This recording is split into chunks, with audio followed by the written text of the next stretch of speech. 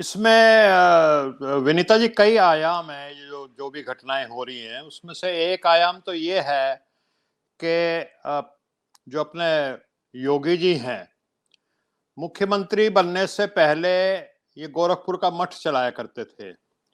और जब कोई व्यक्ति मठ चलाता है तो वहां पे उसको एब्सोल्यूट पावर होती है। और अंग्रेजी में एक कहावत भी है कि power corrupts and absolute power corrupts absolutely. तो जब उसके हाथ में टोटल पावर होती है तो उसको एक मानसिक तौर पे एक उसकी आदत बन जाती है कि सारी सत्ता शक्ति मैं अपने हाथ में रखूं। और योगी जी जब मुख्यमंत्री बने उत्तर प्रदेश के, तो उन्होंने भी लगभग यही, क्योंकि उनकी ये मानसिकता बन चुकी थी, तो सभी अधिकार उन्होंने अपने पास में रखे। दूसरी बात ये भी है कि अगर आप केंद्र की तरफ देखें तो मोदी जी भी लगभग कुछ इसी तरह से अपना केंद्र में शासन चलाते हैं, तो वो भी उन्होंने देखा। और हम सब ने देखा कि कैसे अरविंद शर्मा जी उत्तर प्रदेश में आए और उनके साथ किस तरह का व्यवहार हुआ। तो ये जितनी भी चीजें हैं ये थोड़ा लोकतंत्र के खिलाफ है। लोकतंत्र में हालांकि मंत्रियों को ये एक छूट दी जा सकती है कि वो मनपसंद के अपने जो भी निजी स्टाफ है, जो भी ओएसटी हैं जो चला रहे हैं, वो अपने मनपसंद के रखें। और कई बार उनको ये भी छूट होती है कि वो प्राइवेट लोगों को जो क्वालिफाइड है उनको भी अपना एपीएस वगैरह बना करके अपने स्टाफ में रख सकते हैं।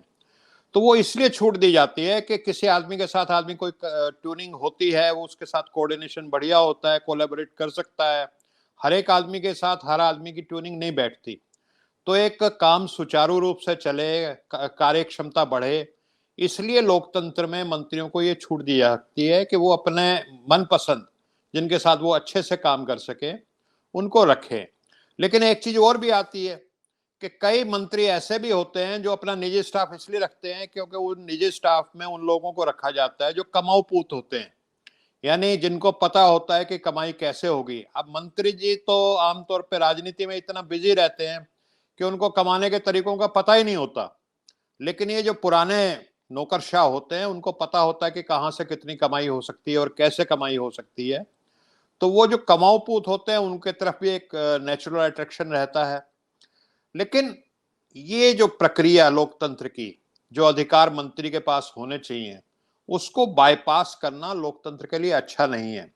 इससे पहले भी जब इसी साल जब चुनाव हुए विधानसभा के, तो हम सबने देखा कि स्वामी प्रसाद मौर्य और धर्म सिंह सैनी जो मंत्री थे योगी जी की सरकार में, उन मंत्रियों ने अपना त्यागपत्र दिया। और जो उन्होंने दो बड़े बड़े जो आरोप लगाए उनमें यह भी था कि जो निर्णय लिए जाते हैं वो ब्यूरोक्रेट्स ले लेते हैं और हमें तो बाद में पता लगता है।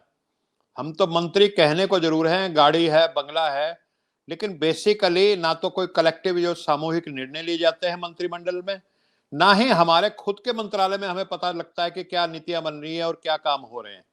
तो एक रबर स्टैंप बना करके रखा गया है।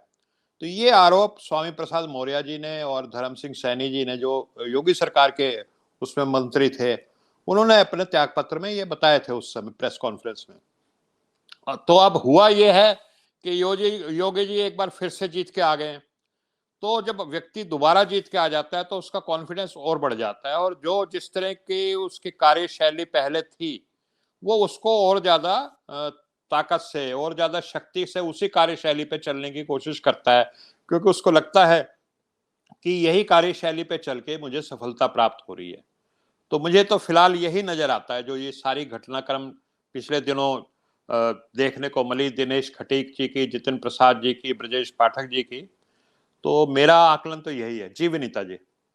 और आप हमसे जुड़े रहने के लिए सब्सक्राइब करें YouTube पर, फॉलो करें Twitter पर और लाइक करें Facebook पर। और ज्यादा जानकारी के लिए आपको टाइप करना होगा सिर्फ न्यूज़ नशा।